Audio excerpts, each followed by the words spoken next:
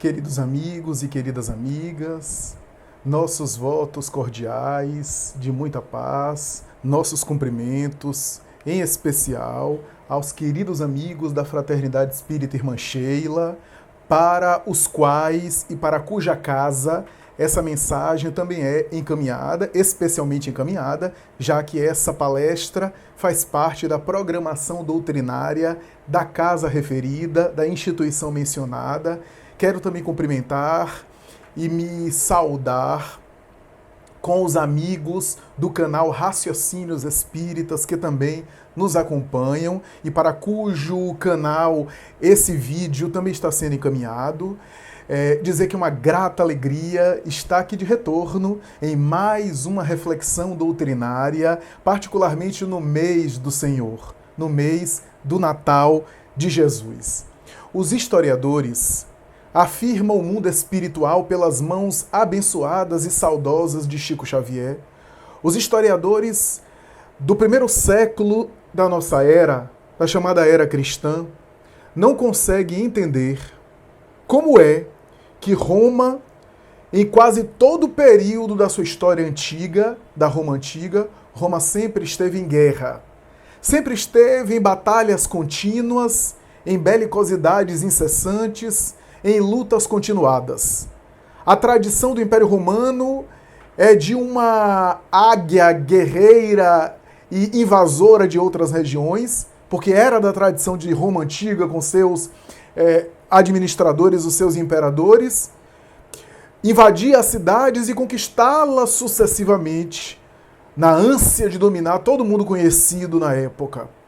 E curiosamente, no período associado ao nascimento dele, Roma subitamente foi tomada por um surto de paz.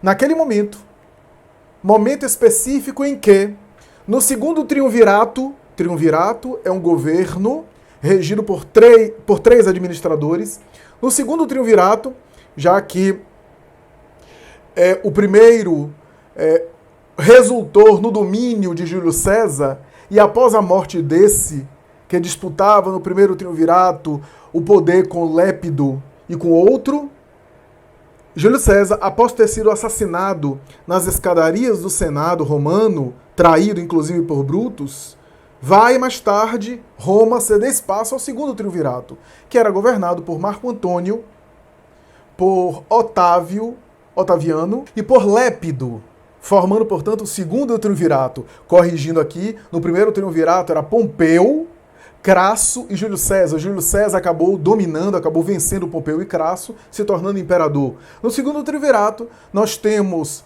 Lépido de um lado, Marco Antônio de outro e Otaviano. Marco Antônio, mais tarde, cedeu às insinuações de Cleópatra, a rainha do Egito, se vinculando a ela e ficando com ela, mais tarde sendo sitiado, sendo invadido pelos soldados de Otávio que ganhavam a batalha contra ele, resolveu optar pelo suicídio ao lado da própria rainha Cleópatra. Lépido foi exilado muito cedo, muito rapidamente, e Otávio, chamado Júlio César Otávio, ou Júlio César Otaviano, também chamado Augusto, que dá o nome, inclusive, do mês agosto, mais tarde, no calendário posterior, em homenagem a ele, o Augusto, o imperador, sobe ao poder.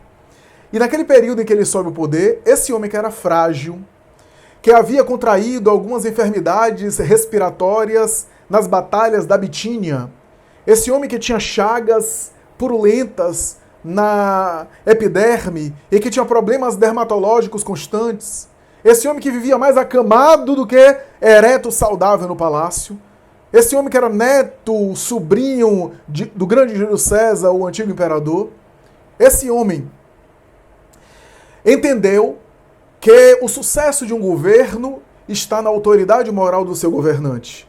E ele não tremeu em aplicar o rigor da sua disciplina, da sua austeridade em relação a ele mesmo e aos seus, quando ele descobriu que a sua esposa estava envolvida em envenenamentos de escravo para testar de alguma forma armas políticas contra os seus adversários. Ele não hesitou em negar-lhe o leito conjugal, em negar conviver com ela e exigindo dela absoluto tratamento de respeito, de severidade e de disciplina no palácio. Quando ele percebeu que a sua filha estava com comportamento promíscuo, debochado, licencioso no palácio, ele não hesitou em exilá-la para a ilha grega da Pandatária. Mais tarde, quando sua neta parecia copiar o comportamento da filha, ele aplicou a mesma punição, exilando-a para o mesmo local. Júlio César Otaviano, no seu poder, viu Roma florescer e a prática da cultura, da arte, da literatura, a prática dos grandes oradores que falavam em público, da poesia latina que começou a florescer, Ovídio, Salústio, Tito Livio, Horácio, Mecenas e tantos outros que encantaram e embelezaram a cultura romana com seus versos, ele próprio, o imperador, muitas vezes no Fórum de Roma, ia até as lágrimas quando ouvia os versos de Horácio serem decantados, especialmente um que dizia: ó sol fecundo, que diariamente abres e fechas o dia que tu nunca possas ver nada igual à grandeza de Roma. A verdade é que naquele período que ele assume o poder, Roma subitamente ficou em paz, floresceu essa cultura filosófica e literária e poética, e Roma respirava um surto de paz surpreendente e de prosperidade. O templo da deusa Vitória estava com suas portas fechadas. E até hoje os historiadores não conseguem entender por que aquele período ficou um período relativamente em paz. Diz o espírito Humberto de Campos, pelas mãos do abnegado apóstolo da mediunidade Chico Xavier, naquele período, o mundo estava sendo visitado por uma corte espiritual de seres angélicos. E, ao mesmo tempo, espíritos belicosos como Alexandre Magno da Macedônia, Aníbal o Cartaginês, Gengis Khan e outros homens e mulheres que fomentaram a guerra, o genocídio e o horror, esses espíritos estavam retidos e não estavam reencarnando em massa. A Terra estava sendo visitada por essa coletividade de espíritos, porque estavam preparando o mergulho nos fluidos grosseiros do planeta, o mergulho na carne, na experiência material daquele que seria o divisor de águas da humanidade, daquele que deveria ser o sol fecundo de todas as épocas e a aspiração máxima das épocas porvindouras da humanidade do porvir. É nesse período de relativa paz no Império Romano, é que Jesus mergulha nos fluidos grosseiros do planeta para iniciar o noivado da criatura humana com o Criador. É nesse período que, por outro lado, Israel estava vivendo momentos de convulsão, porque um dos homens cuja história mais lamentável e triste de Israel estava no seu poder, Herodes o Grande. Esse homem que chegou a assassinar os próprios filhos com medo de eles roubarem a coroa. Que assassinou sua esposa Mariane em função de uma suspeita de infidelidade conjugal que nunca se confirmou, apenas por causa de boatos. Esse homem que perseguiu pessoas que ele considerava adversárias, que era vítima de uma espécie de paranoia, de delírio persecutório, e que se tornou um dos assassinos mais sangrentos da história da humanidade, e que morreu mais tarde numa morte muito dolorosa, vítima dele mesmo, decretou, quando começou a ouvir as profecias de maneira mais recorrente, de que o Messias, isto é, o grande profeta de Israel, aquele que era prometido, que era anunciado ao longo das épocas, iria nascer, e que iria nascer por aquele período. Herodes, vítima desse delírio persecutório, decretou a famosa morte das crianças ou dos inocentes, como está assinalado na Bíblia, no Novo Testamento, quando ele decreta que crianças a partir daquele ano deveriam ser todas assassinadas, crianças nascidas naquele ano, e houve, portanto, uma matança geral, um genocídio de crianças naquele período.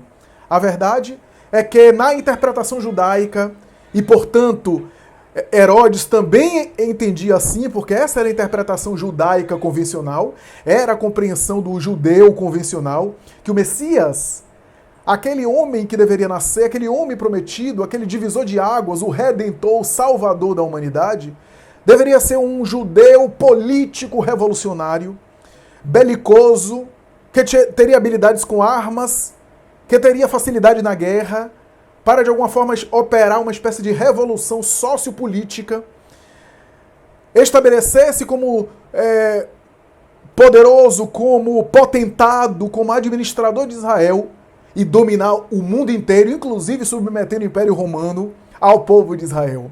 Era, portanto, o Messias que era esperado não apenas pela população geral, pelo senso comum, pela massa popular, mas inclusive nas interpretações dos grandes rabinos, as escolas de rabinos esperavam o Messias belicoso, o Messias zelota, o Messias que deveria, de alguma forma, fazer uma espécie de golpe de Estado, de golpe político, o Messias revolucionário, o Messias que era o Messias para Israel, em detrimento do resto do mundo.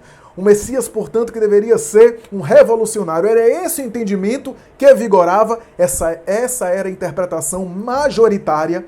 Não obstante, Isaías, o grande profeta, falava de um Messias que era um cordeiro, que deveria marchar para redimir os nossos pecados, entre aspas, que deveria se oferecer em autodoação para, com seu sangue, salvar a todos nós, salvar, entre aspas, metaforicamente, dar o exemplo de salvação, essa é a história, essa é a ideia. Isaías havia previsto um Messias cordeiro, um Messias pacífico, mas essa não era a interpretação majoritária, não era aquilo que a maioria das pessoas esperava em relação ao Messias prometido, àquele que era esperado, aquele que era guardado, aquele que foi visualizado e profetizado pelos grandes profetas da tradição do povo hebreu.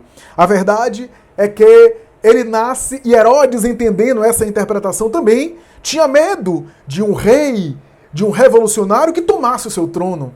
E por isso decretou a morte dos inocentes. A verdade é que ele nascia de maneira discreta e obscura, sem chamar a atenção do mundo. O governador espiritual da Terra mergulhava no planeta de maneira anônima, de maneira discreta.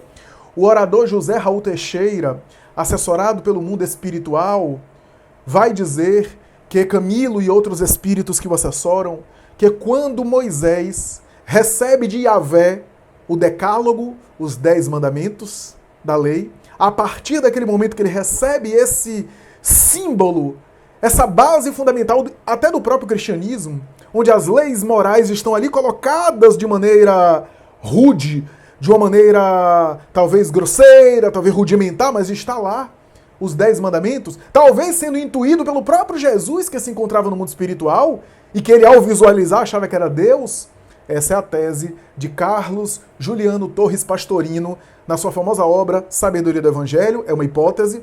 Ou outro espírito venerando em nome de Jesus, a verdade é que quando Moisés recebe os 10 mandamentos, a partir daquele momento Jesus decide preparar-se para encarnar, para mergulhar no corpo físico. A partir daquele momento Jesus decide mergulhar na atmosfera e a preparação dele começa naquele período em que Moisés recebe o decálogo. Significa dizer que ele começou 1000 anos antes do seu nascimento, a preparação para o seu nascimento.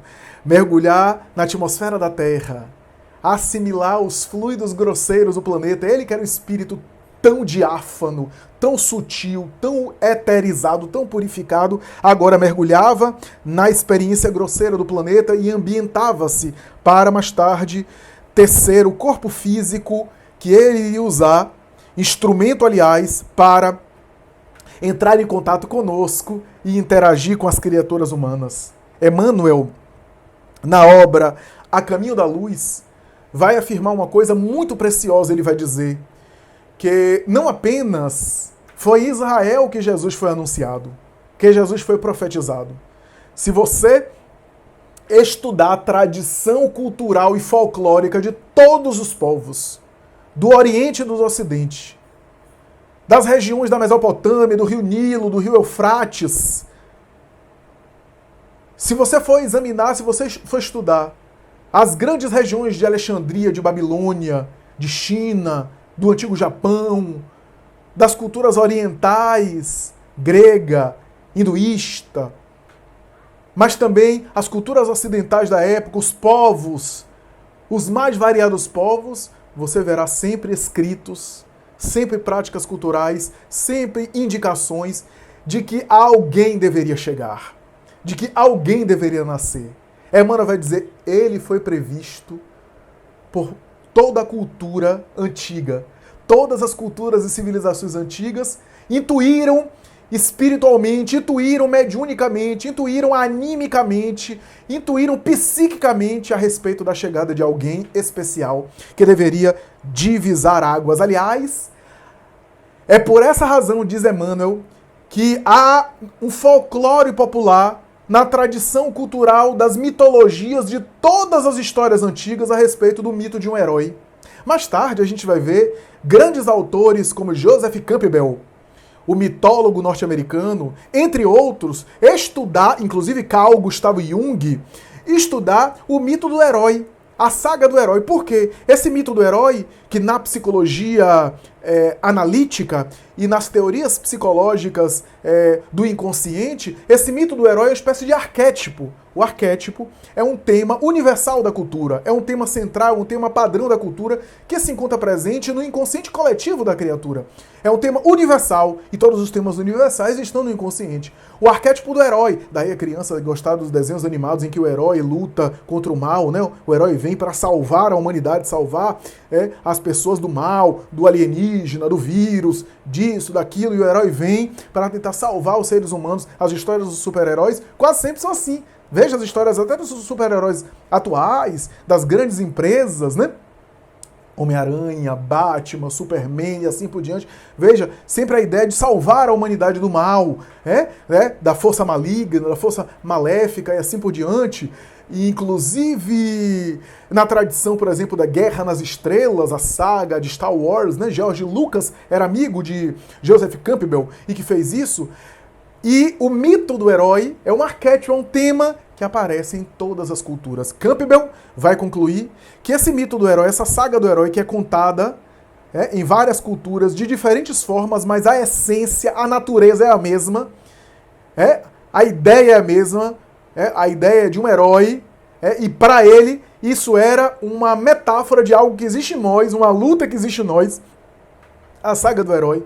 O que Campbell e o que os mitólogos, de maneira geral, os grandes estudiosos não perceberam, é que esse herói que foi tão elaborado, mentalizado, produzido ao longo das culturas antigas, esse herói que foi captado, que foi elaborado, esse herói era o reflexo da intuição a respeito de Jesus. No fundo, esse mito do herói é o próprio Jesus, cuja vinda foi intuída pelas pessoas, mas intuída de maneira imperfeita, intuída de uma maneira não tão clara, e aí por isso que as culturas produziram essas histórias do herói, o herói que vem para salvar a humanidade, o herói que vem para redimir o mundo, e assim por diante, que tem sua gênese na própria presença psíquica de Jesus. Afinal, o planeta tem o seu DNA, o mundo terreno tem a sua colaboração, como diz Emmanuel, quando o planeta era apenas uma esfera que se desprendia do Sol, foi ele, designado pelo Criador, responsável por elaborar, por construir a vida no planeta, como uma espécie de engenheiro sideral, em nome do Criador, e foi ele que foi elaborando o planeta, co-criador com Deus. Portanto, o próprio planeta tem o seu DNA, o próprio planeta tem sempre o seu perfume, digamos assim, a sua presença especial.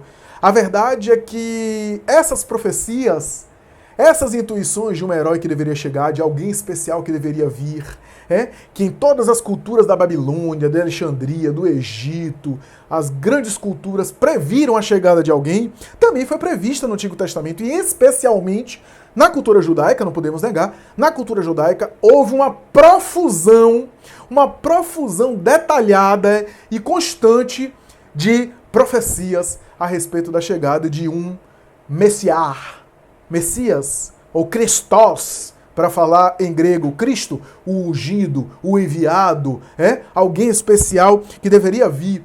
E quando a gente olha os textos do Antigo Testamento, conservados na sua essência e até na sua letra de maneira majoritária, porque os manuscritos de Qumran, cópias da época, foram achados, e quando foram ver, tinham fragmentos do Antigo Testamento integral, perfeitamente como é.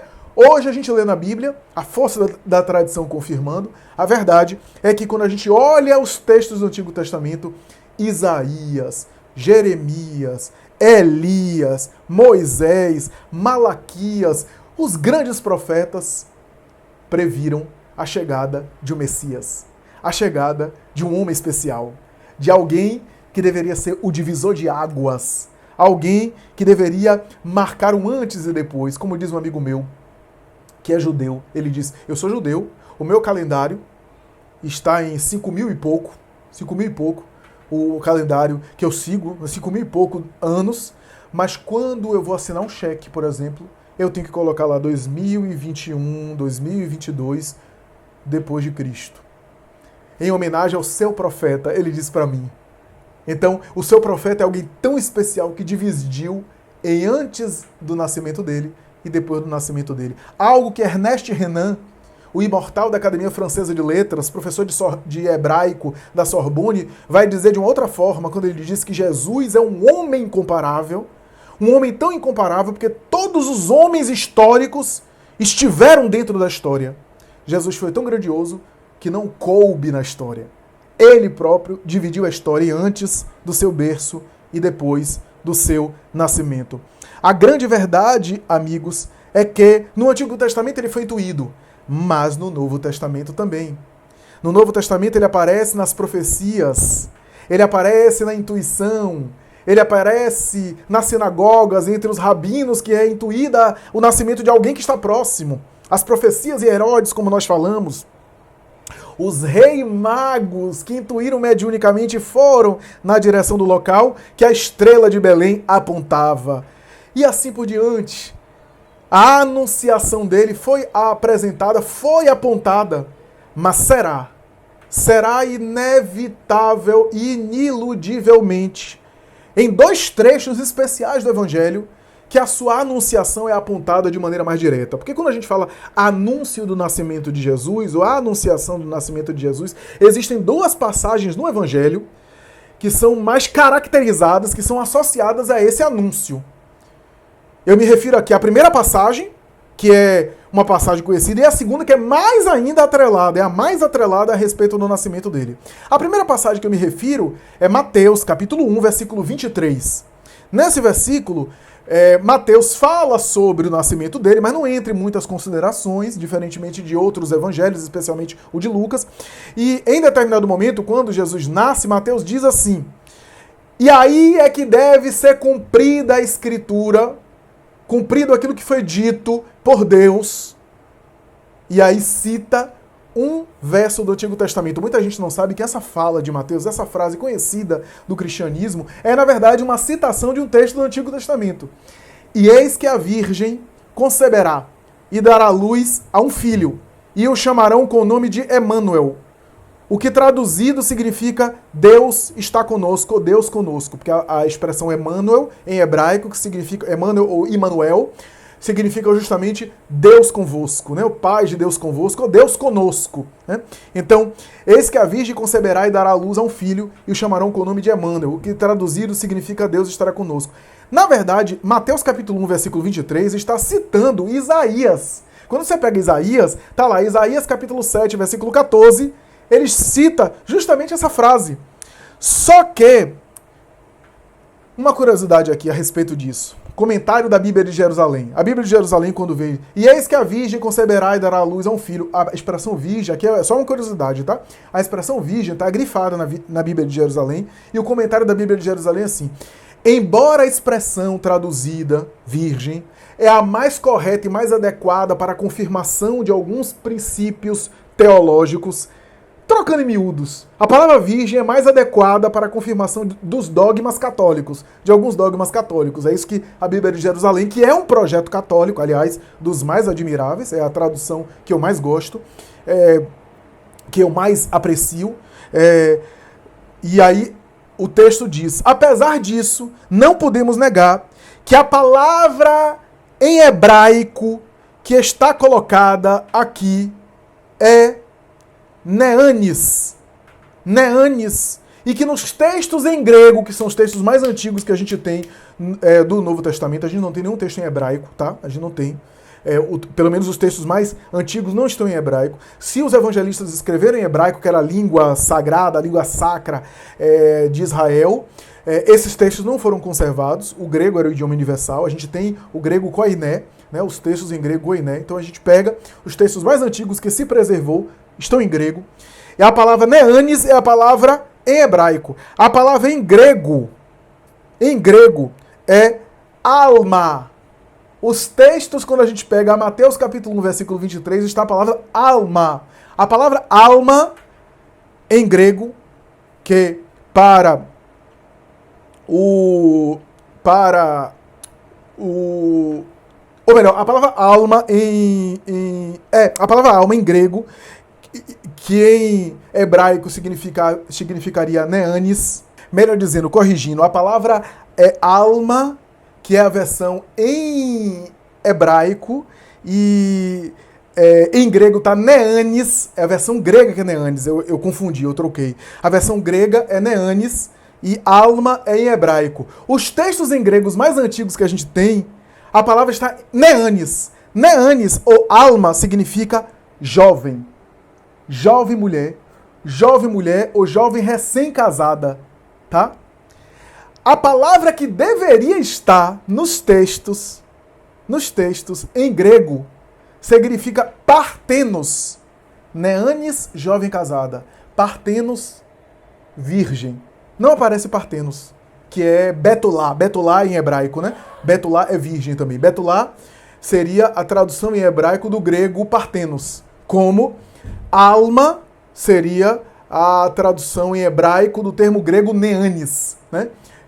Então, alma em grego neanis, betulá em grego partenos. O texto tem neanis, que é jovem. Jovem ou jovem recém-casada. E não virgem. Olha só.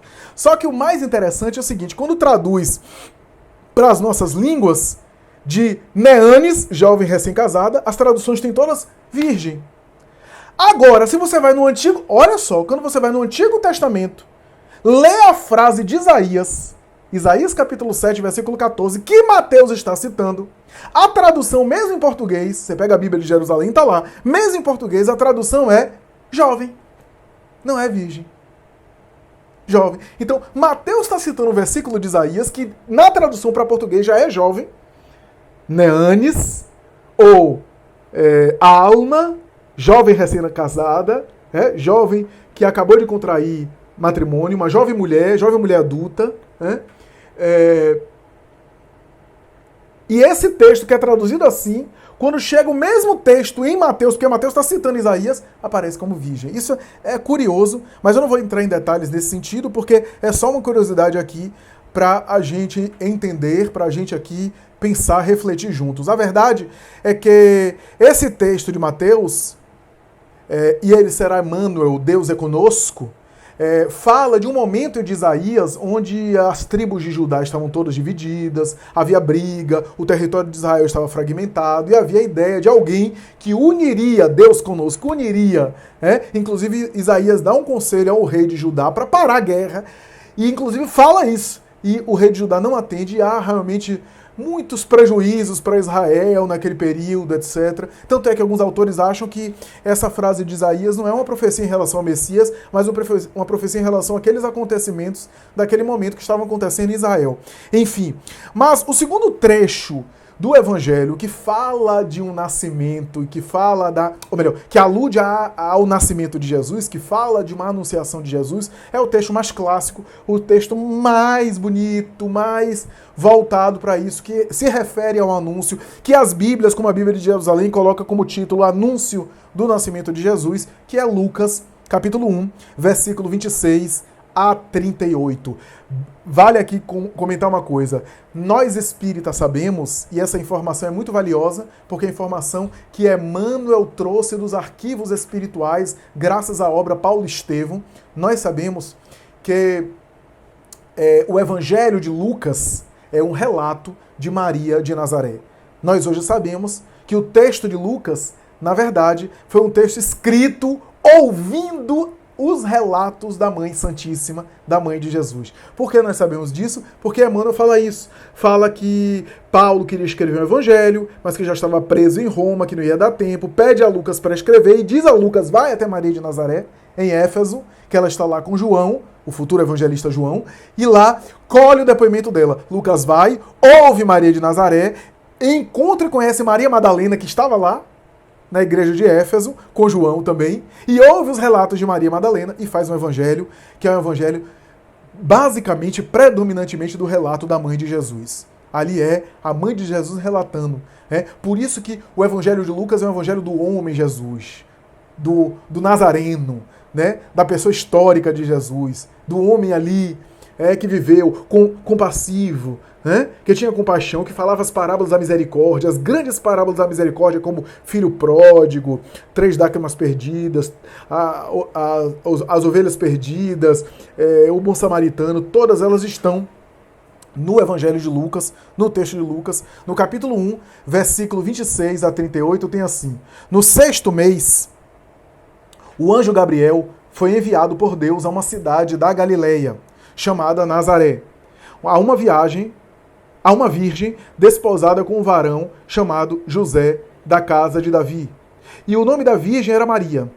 Entrando onde ela estava, disse-lhe: alegra-te, cheia de graça, o Senhor está contigo. Ela ficou intrigada com essa palavra e se pôs a pensar qual seria o significado da saudação. O anjo, porém, acrescentou: não temas, Maria.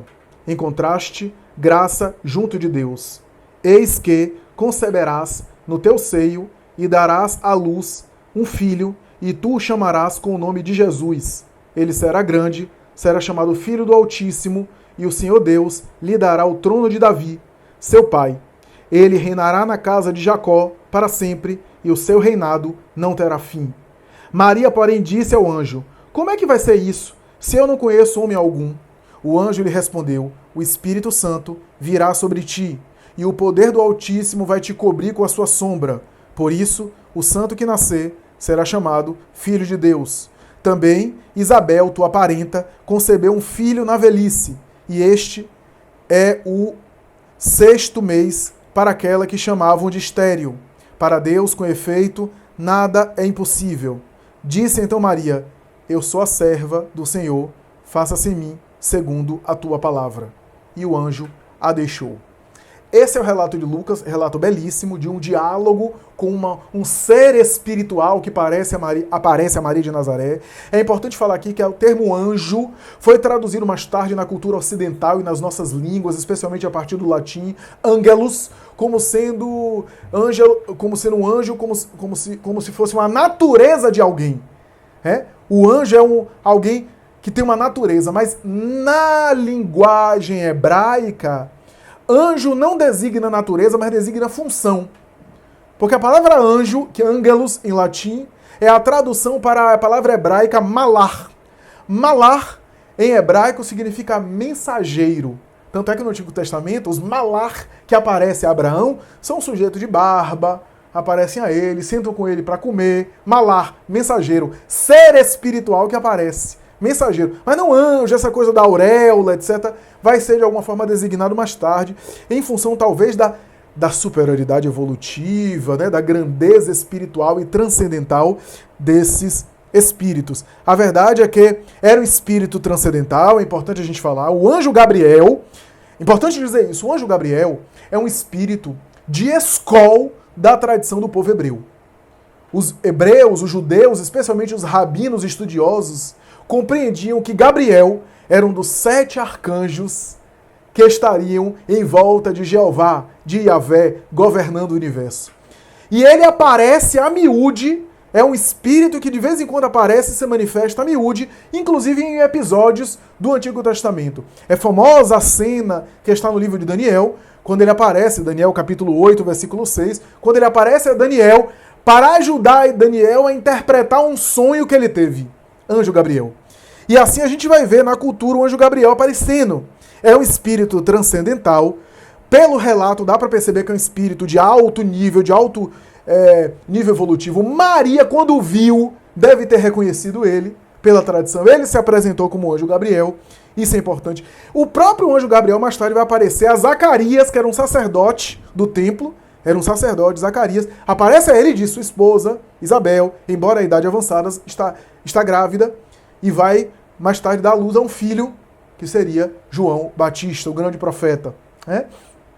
Que deveria nascer. Né? Então, o anjo Gabriel também anuncia o nascimento do Batista ao seu pai, Zacarias. Né? E quando ele aparece a Maria, veja bem, enquanto Mateus teologicamente está tentando demonstrar para os judeus da sua raça, né? da mesma cultura, seus conterrâneos, porque Mateus é um judeu, da teologia judaica, um judeu entendido do Torá, um judeu intelectual, portanto está falando também aos judeus que esperam o Messias, abarrando o texto de Isaías, capítulo 7, versículo 14, a Jesus, como ele faz em todo o Evangelho, tentando unir ali os elementos do Messias anunciado no Antigo Testamento e conectados com a figura de Jesus, é importante aqui dizer. Já Lucas não tem essa preocupação. Lucas tem uma preocupação biográfica. Mateus não. Mateus tem uma preocupação teológica, religiosa. Então, Lucas fala a história da perspectiva de Maria. E por isso tem mais detalhes, porque é Maria contando a ele. Então, Lucas narra o encontro psíquico com o anjo Gabriel, o que Maria teria dito, o que é que o anjo Gabriel falou a ele. O anjo Gabriel não falou Emmanuel. Falou, ele nascerá e tu o chamarás de Jesus. A palavra Jesus, o nome Jesus, primeiro, era um nome comum na época, tá? Até Herodes Agripa tinha um filho chamado Jesus. Jesus, filho de Agripa. Barrabás, a gente sabe hoje, Barrabás, aquele ladrão, era chamado Yeshua Barrabás, Jesus Barrabás. Então era um nome relativamente conhecido, relativamente da tradição. Então, é comum, o nome popular. Tu o chamarás de Jesus. Mas vamos examinar aqui. A palavra Jesus, na cultura israelita, o termo Jesus, Yahshua, ou Yeshua, em hebraico, que em latim é Jesus, ou grego, Iesus, significa o Senhor salva. Yahshua ou Yeshua, o Senhor salva, que poderia ser abreviado em Salvador ou salvação. Yesu, Yeshua ou Yeshua significa o Senhor salva. Então era uma alusão. Você vai chamá-lo de Salvador, você vai chamá-lo de salvação, ou você vai chamá-lo o Senhor salva. E ela, atendendo à solicitação de Gabriel, colocou o nome do menino Jesus. Então, isso é interessante a gente aqui compreender. O nascimento dele é feito de muitas dúvidas históricas. E como Jesus é fascinante. Como Jesus é fascinante. Porque as personalidades mais famosas e mais escritas, mais seguidas, mais biografadas do mundo são personalidades históricas sobre as quais a gente tem elementos claros e dados históricos, fatos e relatos concretos. Sobre Jesus, não. Sobre Jesus, há um grande silêncio, aliás, porque quando ele esteve no mundo, praticamente nenhum historiador da sua época anotou, registrou. Nenhum historiador do seu tempo praticamente mencionou a passagem dele pelo mundo, o que é digno de nota, porque os historiadores da época registraram Cleópatra, há textos falando de Tibério, há textos e manuscritos falando sobre Júlio César. Personalidades da época eram comentadas sobre Jesus. Os historiadores, os escritores, as personalidades fazem um grande silêncio. Um silêncio histórico comprometedor, a ponto de algumas pessoas duvidarem da existência dele. Hoje não há dúvidas, hoje há provas contundentes, não há dúvidas históricas. Nenhum historiador sério, hoje em dia, contesta a existência de Jesus de Nazaré. A dificuldade é separar o Jesus mito, o Jesus que foi criado por uma cultura mitológica e mais tarde pela teologia medieval cristã, do homem histórico, da pessoa de Nazaré, da pessoa que nasceu há 2000 anos na antiga Palestina. Primeira pergunta, Belém ou Nazaré? Não há uma resposta definitiva do ponto de vista dos historiadores. Nós temos a resposta definitiva. Não há resposta definitiva. Por quê? Porque a história é muito cheia de perguntas, de brechas. Por exemplo, os documentos que a gente tem mais confiáveis, por incrível que pareça historicamente, são os evangelhos. E os evangelhos hoje são considerados documentos históricos, pela fidedignidade, pela conservação dos textos, pelo caráter de prova histórica, mesmo quando os evangelhos relatam alguma coisa sobre Jesus e se contradizem que eu digo assim, Lucas fala uma coisa, Mateus fala outra, a respeito do mesmo episódio. Isso em vez de ser sugestivo de falsidade, é sugestivo de verdade histórica. Por quê? Porque se os 4 evangelhos narrassem as mesmas coisas, exatamente a mesma coisa, seria indício de que um estava copiando os outros. De que pelo menos um texto estava sendo copiado pelos demais. Mas quando são 4 textos totalmente diferentes, cada um deles narrando a respeito de um mesmo homem e do que esse homem fez, isso dá um caráter de verdade histórica maior, de autenticidade histórica maior. Marcos e João não falam. Não falam de Belém, não falam do nascimento em Belém, não falam dessas... Mateus e Lucas é que abordam. Mateus, a gente sabe que Mateus tem essa preocupação teológica. Como a tradição dizia que o Messias deveria ser da linhagem de Davi ou da casa de Davi, olha só que coisa interessante. Por quê? Porque deveria ser descendente da tribo de Judá. E Davi era da linhagem da tribo de Judá, que era considerada a tribo, digamos assim, fiel a Deus, né? Lembremos aí dos 10 filhos de Jacó, que formaram 10 tribos, brigaram, se corromperam, se misturaram com outras doutrinas, mas a linhagem de Judá, os descendentes de Judá permaneceram fiéis, acoplados com o outro, né? Então, nós temos aí a ideia de que Davi era da linhagem de Judá, e Davi foi um grande rei de Israel, foi um rei que na época dele Israel prosperou, unificou. Então as pessoas viam em Davi como sendo um símbolo e entendiam que o Messias deveria ser da casa de Davi. Mas aqui há um problema que complica as coisas. Quando a gente fala que alguém é da casa de Davi, não quer dizer necessariamente que é da família ou que nasceu na região onde Davi nasceu. Davi nasceu em Belém, Bethlehem, em hebraico, que significa padaria, casa do pão. Aí você lembra de Jesus falando, eu sou o pão da vida. Eu sou o pão da vida porque eu nasci na padaria, em Bethlehem, ou porque eu sou o alimento das almas. As duas coisas, ele estava fazendo um trocadilho. O Evangelho de João é cheio desses trocadilhos. Eu sou o pão da vida, né? O alimento das almas e também porque nasceu em Belém. Nessa alusão. Ora, Belém era a cidade de Davi. Quando a gente diz descendente de Davi, da linhagem de Davi, da casa de Davi, não necessariamente é porque é da família. A família. Como a gente fala assim, sei lá, a gente fala assim, aquela pessoa é patrícia, é entre os patrícios romanos. Não quer dizer que seja descendente, mas faz parte do patriciado. Ou aquela pessoa é da corte dos Médicis. Não quer dizer que tenha laços consanguíneos, mas faz parte da nobreza. Alguém que, por exemplo, faz parte da nobreza da Sua Majestade atual, a Rainha Elizabeth II, não quer dizer que tenha laço consanguíneo com ela, mas faz parte da casa. Da casa da Sua Majestade, do palácio ali do Império Britânico. Então tem um pouco disso também. Mas abstraindo esse problema, Belém ou Nazaré? Como se dizia que deveria ser da linhagem de Davi, e portanto deveria ser da casa de Davi, para não deixar nenhuma dúvida, é claro que Mateus queria colocar Jesus em Belém de Judá. E aí há muitas dúvidas, porque, por exemplo, no texto de Mateus, não se fala do casal em Nazaré. Aparentemente, quando a gente lê o texto de Mateus, fica parecendo que o casal já vivia em Belém o tempo todo. Vivia em Belém, ali, nasceu em Belém, depois se transferiram para Nazaré. Já Lucas, e o relato de Lucas é mais fidedigno nesse sentido, porque Lucas é o depoimento de Maria. Lucas narra o casal em Nazaré, viajando para Belém e chegando lá e o menino nascendo. Algumas pessoas podem achar, e aqui é interessante notar isso, né? Que, assim, Maria teve contração, teve dilatação do ventre, as dores do parto, e aí José bota como marido aparentemente imprevidente, bota a mulher em cima do cavalo e vamos lá para Belém.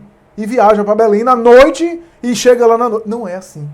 Eles já estavam viajando. Né? Uma outra dúvida histórica, o censo. Há muitos censos históricos que eram recenseamento, né? Que o governo fazia para coletar imposto, para cadastrar as pessoas. Haviam vários censos que foram registrados historicamente. Esse censo dessa época que Lucas aponta, que Lucas menciona, não foi. A gente não tem provas. A gente não tem documentos desse censo. Esse censo especificamente, a gente não tem textos históricos que comprovem que houve um censo nesse período. Então, esse é um outro ponto. Uma outra consideração importante é que Lucas fala da viagem, né? E chega lá, etc., em Belém de Judá. Uma coisa interessante é que a gente imagina, até os filmes falam isso, né? O casal chegando em Belém, às escondidas, então ali num quintal ali, pega lá uma manjedoura lá na natureza e bota o menino, vamos fazer o trabalho de parto. Mas pense, José era descendente de Belém. Ele tinha parentes em Belém. Olha só. Ele era da linhagem de Davi. José era da linhagem de Davi, porque Jesus só podia ser da linhagem de Davi por causa do pai, a genealogia. José era da linhagem de Davi, era um judeu que tinha parentes em Belém,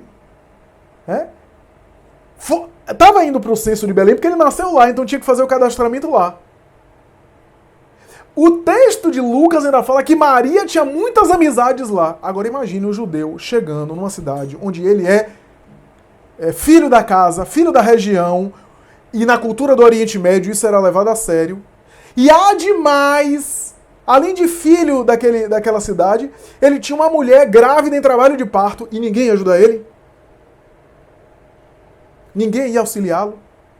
E o que é mais interessante, Kenneth Bey, o famoso teólogo norte-americano protestante, viveu 50 anos no Oriente Médio em culturas muito parecidas com a cultura camponesa da Israel que Jesus viveu, da Judéia em que Jesus viveu, e da Galileia também.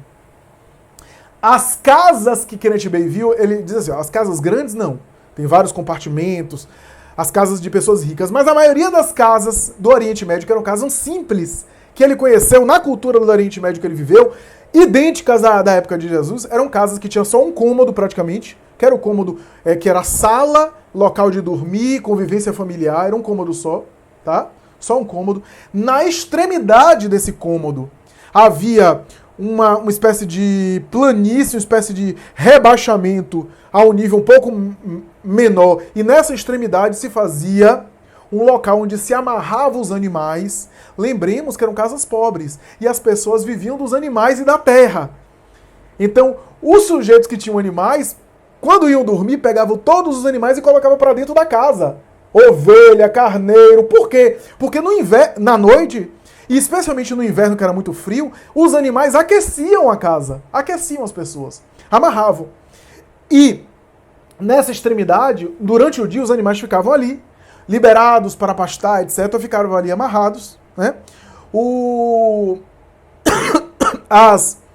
A comida era colocada ali, colocava-se manjedouras para as pessoas, para colocar alimento para os animais comerem. E as donas de casa, sabe o que faziam?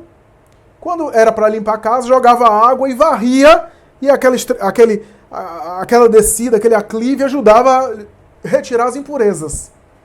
E tinha, na maioria dessas casas simples, uma região pequena em anexo da casa, que era um segundo cômodo, que era um local menor, que era para os hóspedes. A cultura do Oriente Médio levava a sério hospedar os irmãos das cidades que passavam e que recebiam abrigo, porque as caminhadas no Oriente Médio eram no deserto, as pessoas morriam, então era código de ética, código de conduta do israelita do Oriente Médio abrigar, né, irmãos de raça, irmãos conterrâneos, né, da mesma nação. Então havia um quarto de hóspede. Interessante aqui é o seguinte, é que quando o casal chega nessa estrebaria, nessa manjedoura, o texto de Lucas fala assim, e Maria deu à luz e colocou o menino numa manjedoura Havia manjedouras na época natal do Oriente Médio, algumas eram limpas. Limpas para colocar alimento para os animais comerem. E aí colocou numa manjedoura o menino, já que a hospedaria não tinha lugar para eles. A tradição interpretou como se eles fossem rejeitados. Não, hospedaria, veja bem, a gente tem hospedaria no sentido de hotel. Agora imagine José, filho da nação, ter que ir para uma hospedaria para pagar, um estalajadeiro para se hospedar. Mas tinha hospedaria no sentido das casas do Oriente Médio, que tinha o local de hóspedes. Não tinha espaço para eles, por quê? Porque já tinha hóspedes. Então eles ficaram aonde? Ficaram no cômodo principal da casa na família. A família que abrigou José, possivelmente conhecido deles ou até parente deles, a família que abrigou José, que a gente não sabe quem foi, deve ter reservado o cômodo principal da casa, colocado a parturiente, chamado alguma parteira, alguma mulher que ajudava no parto. O casal, o dono da casa, os familiares do dono da casa, cederam o lugar deles para que Maria e José ficassem. Pegaram uma manjedoura limpa, colocaram do lado para o neném, o bebê, ficar ali, ser colocado, e se retiraram para preservar a privacidade ali, né, do parto, etc., da mulher. Afinal, isso também era levado a sério. E possivelmente essa família foi se juntar com os hóspedes, no cômodo de hóspedes. Olha só. E essa é a interpretação de Kenneth Bey e de alguns estudiosos atuais. E a estrela de Belém, Flávio, a estrela que sinalizou aos 3 reis magos e aos pastores. Fala do pastor. O pastor, na cultura do Oriente Médio de Israel antigo, o pastor era uma gente vítima de preconceito. Eram pobres. Quem lidava com a função de pastor eram pobres, normalmente eram pobres, eram vítimas de preconceito, porque lidar com animais era atividade imunda para os sacerdotes, para os religiosos da época. Eram desconsiderados. Esses pastores pobres intuíram a chegada de um menino, intuíram a vida de alguém, e quando eles viajaram para encontrar esse alguém especial, devem ter ficado consolados. Por quê? Porque o menino nasceu numa casa simples, como era uma casa simples deles, dos pastores. Agora imagine se Jesus estivesse nascendo numa manjedoura, numa estrebaria mal cheirosa, com cocô de animais, com dejetos de animais, com excrementos e imundícies, esses pastores chegando, esperando e vendo o menino ali, o que é que eles iriam fazer? O mínimo na cultura do Oriente Médio. Me dê o bebê pra cá. Eu vou levar pra minha casa, minha esposa tá lá, vai cuidar dele como se fosse um príncipe. Ele não merece estar nascendo dessa forma. Que é isso? Que tratamento é esse? Me dê esse bebê pra cá que a gente vai cuidar dele melhor. E teria ido com o casal, levado o casal pra lá. Os pastores encontraram, consolados, o menino, chamado Menino de Nazaré, sendo recebido por Belém com conforto, com acolhimento, mas com simplicidade. A simplicidade dos pobres. E ele, assim, nasce dessa forma. Belém não rejeitou Jesus, como se costuma dizer em termos de tradição. E os pastores viram ele nascer. Com os animais, é claro, que estavam ali também. E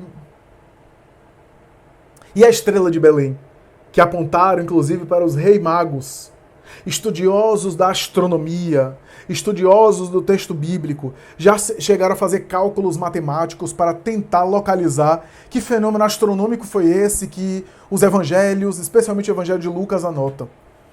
Alguns supõem que o cometa Halley deve ter passado e deve ter produzido essa luz naquela época, mas não se tem certeza. Alguns acham que foi outro fenômeno astronômico de grande porte que de vez em quando se dá na humanidade, mas não se tem certeza. A grande verdade é que, independente do fenômeno astronômico, escreve Amélia Rodrigues Espírito, a verdade é que aquela luz de estrela de Belém guiando os 3 magos eram seres espirituais produzindo um facho de luz e guiando mediunicamente aqueles homens intuídos que queriam ver a chegada do Messias dos homens, do Redentor dos homens, do guia e modelo da humanidade. a anunciação do nascimento de Jesus marca esse período diferente. Período em que ele nasceu. Período em que os espíritos confirmam, aliás, a tese de que Jesus nasceu em Belém. Amélia Rodrigues confirma isso. Mas não é importante se ele nasceu, que lugar ele nasceu, que ano ele nasceu. Provavelmente ele não nasceu em 25 de dezembro. Provavelmente ele nasceu em março para abril. Mas não importa. Não importa. Não é importante. O importante é o nascimento dele e o que ele fez pela humanidade, como nunca alguém o faria, senão como ele fez. Inaugurando uma era nova, uma mentalidade nova, com a sua mensagem grandiosa, com a sua altura espiritual, que renovou os códigos de ética, a mentalidade e o comportamento das pessoas para sempre. A proposta da anunciação de Jesus é dizer que Jesus deu sinais de que vinha, e aqueles que tinham olhos de ver e ouvidos para ouvir, captaram, perceberam. Allan Kardec, 18 séculos depois, vai dizer: o mundo espiritual, invisível aos nossos olhos, dá sinais. O mundo espiritual dá sinais para nós. Dá sinais o tempo todo.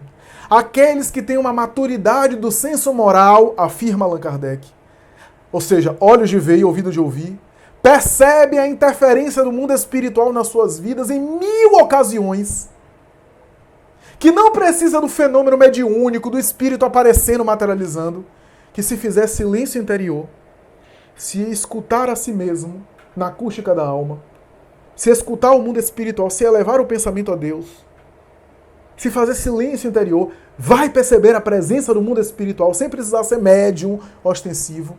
E o mundo espiritual está o tempo todo interferindo conosco, influenciando-nos, interagindo conosco, em 1000 ocasiões, e que passam despercebidas para aqueles que ainda não apuraram essa sensibilidade.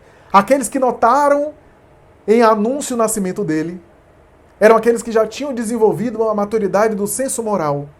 Maturidade do senso moral, diz Allan Kardec, que desenvolve em nós no esforço que a gente faz para ser cada vez melhor. No empreendimento que a gente faz para sermos melhores.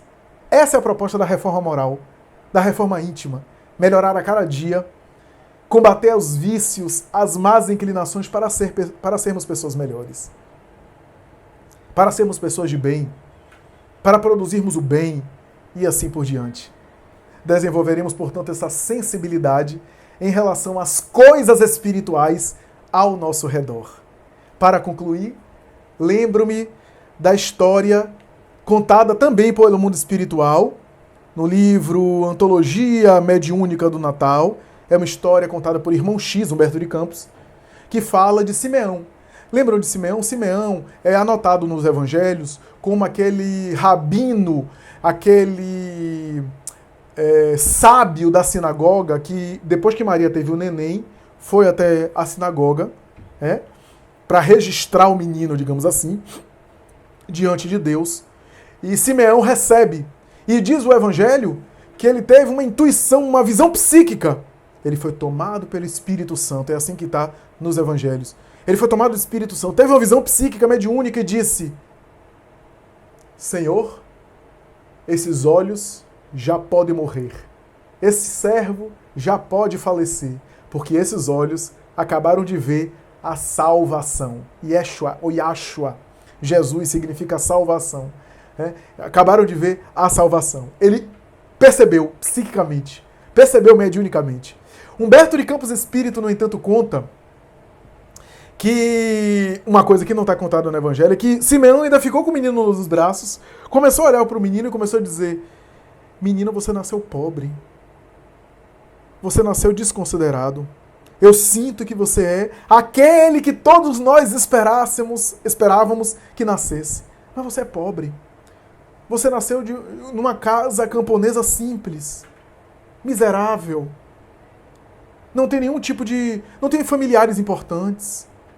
Mesmo Moisés, para fazer o que fez, gozava de prestígio, de relação de amizade com o faraó do Egito.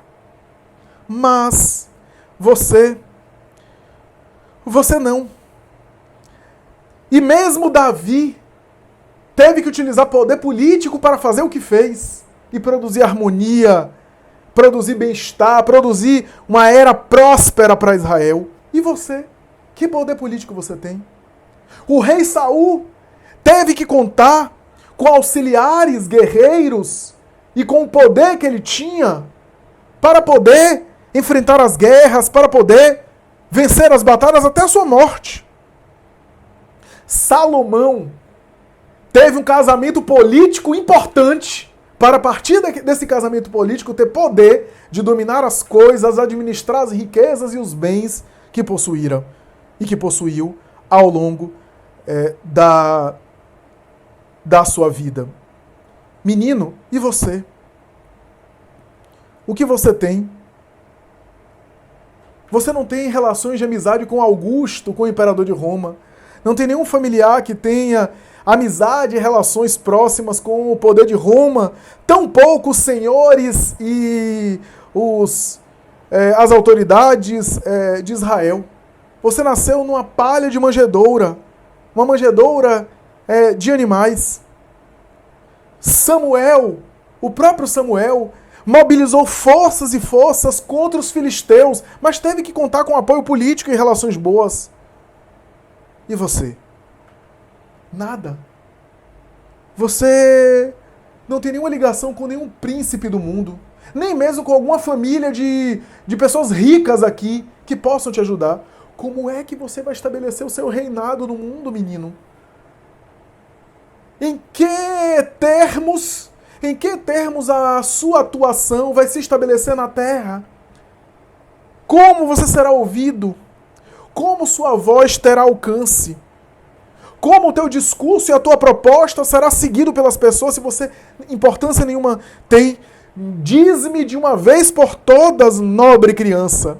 Diz-me de uma vez por todas onde você atuará representando os interesses do Supremo Pai. Falando, Maria ao lado, olhando e até querendo também, o bebê sorriu, disse Humberto, sorriu e começou com a mão direita a bater repetidamente no peito de Simeão. Maria olhou, sorriu, Simeão ficou sem resposta, Maria aconchegou o menino nos braços, pediu desculpas e saiu. Diz Humberto de Campos Espírito que só depois que ele desencarnou, Simeão, no mundo espiritual, compreendeu o que é que o menino estava dizendo. Ele não havia ficado sem resposta. Quando ele bateu várias vezes no peito do ancião, ele estava dizendo que a ação dele se manifestará no coração da criatura humana. Era ali e seria ali que ele iria atuar. É isso, meus amigos. Espero que vocês tenham gostado. Um Feliz Natal que se passou e até a próxima, se Deus quiser. Muita paz.